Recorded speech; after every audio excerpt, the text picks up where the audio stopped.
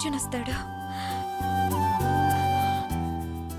ఏది ఏమైనా సరే ఈరోజు ఎలాగైనా సరే అర్జున్కి నా ప్రేమ విషయం చెప్పేయాలి. ఓకే. ఖర్చు కింద పడింది, వెళ్ళి తీసుకొని రా.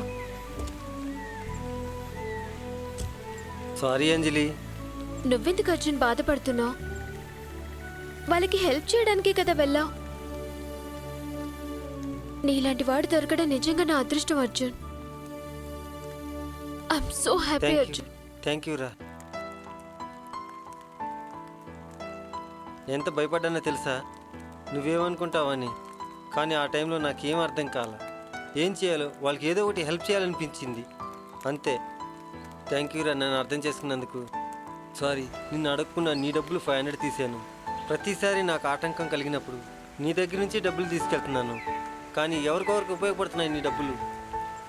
చాలా థ్యాంక్ యూ.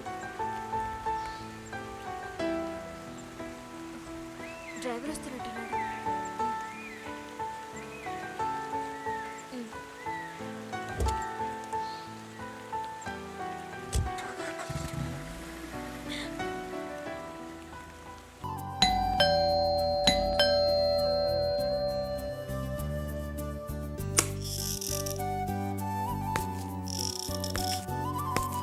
హాయ్ శ్వేత.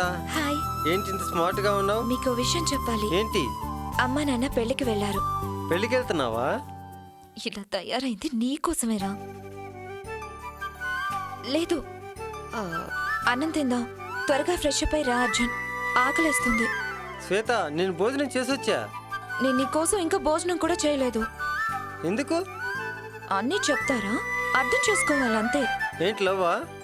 అవును, నువ్వంటే నాకు చాలా ఇష్టం. ఈ విషయం నీతో చెప్పాలని ఎప్పటి నుంచో ఎదురు చూస్తున్నాను.